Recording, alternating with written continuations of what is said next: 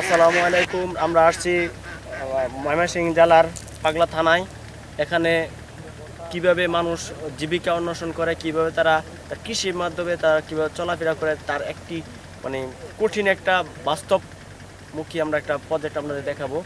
চলেন আমরা এখানে চলে যাই।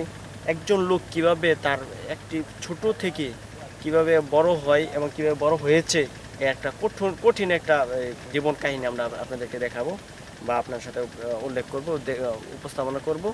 আমরা এখানে একটি হাঁসের খামার দিয়ে কীভাবে হাঁস লালন পালন করে ছোট থেকে আজকে এই পর্যন্ত সে মানে অনেক টাকার মানে মালিক হয়েছে এবং প্রতিদিন কিভাবে তার একটা ইনকাম, হাঁসগুলি কিভাবে খাওয়া দাওয়া করে, হাঁসগুলি কিভাবে লালন পালন করে বিলের মাধ্যমে তার কম খরচে একদম অল্প টাকার মাধ্যমে কিভাবে সে তার প্রজেক্টটা চালু করছে, কিভাবে করতে পারে, এটা আপনারাও আপনার এর থেকে অনেক কিছু শিখতে পারবেন।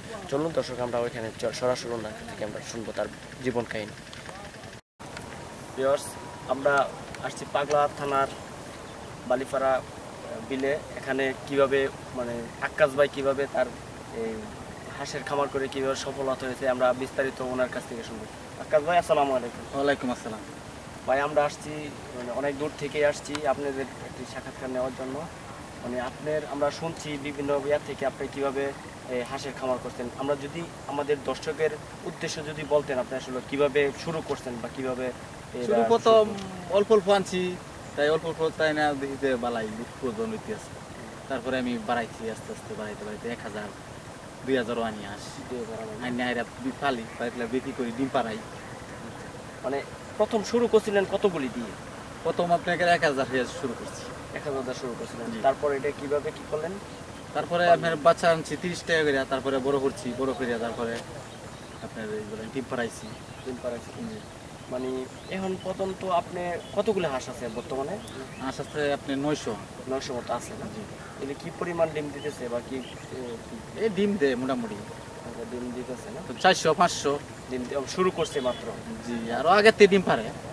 আচ্ছা, যাক, আমি অনেক আগে তে হাঁস পালি। মানে আমরা জানতে চাচ্ছি আসলে এতগুলি হাঁস যে আপনি লালন পালন করেন, খাবার যোগানটা আপনি কিভাবে করেন? খাবার যোগানটা আল্লাহ পাক আমি নিজেই তৈরি করে লাই, যে আমার কাছে নিজে বন্ধেতে গাই খাওয়াই, একটা আস্তে আস্তে আস্তে খাবার তৈরি করি।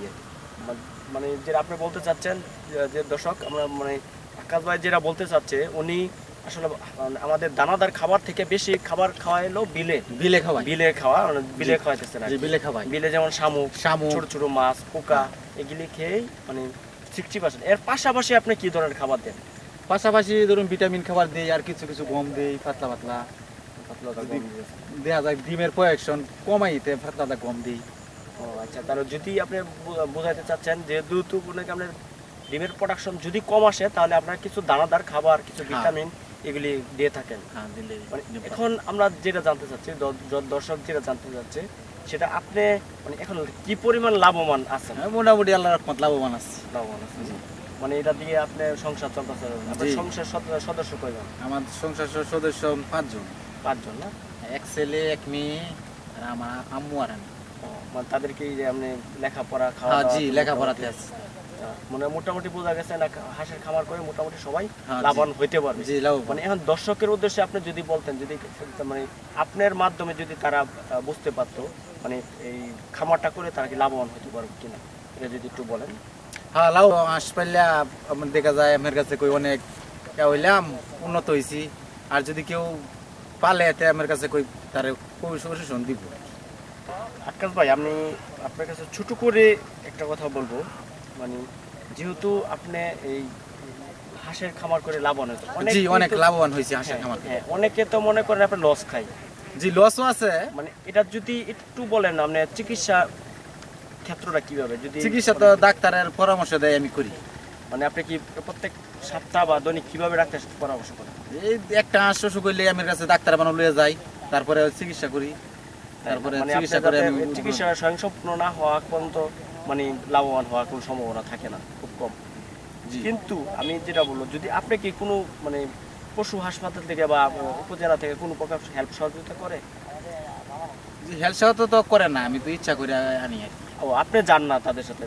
তারা গেলে অবশ্যই করতো, কিন্তু আমার তো আমি যাই না। মানে ওই পর্যন্ত আপনি যায় পৌঁছান নাই, তেমন অসুস্থ হয় নাই? না। আর আমি ওইলে অসুখ হইলে ডাক্তারে বানানো আমি যাই, ডাক্তার বানানো গেলে তারপরে আমার কাছে চিকিৎসা করে ওষুধ দেয়।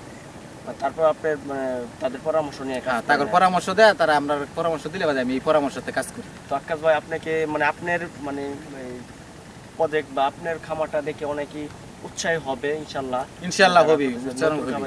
নতুন খামার যদি করে আল্লাহর রহমত হইবে। যদি আশেপাশে কেউ আপনার সাথে হেল্প সহযোগিতা করে, আমরা হেল্প সহযোগিতা চাই, অবশ্যই তো করবেন। জি করব। তো আকাশ ভাই, আপনাকে ধন্যবাদ। যেহেতু আপনি মানে আপনার বড় আশা রাখি আপনি আরো ভালো করে আপনার জন্য দোয়া করি। মানে আমাদের চ্যানেল পক্ষ থেকে ধন্যবাদ। জি, আমাদের লাগে দোয়া করেন যে আপনারা।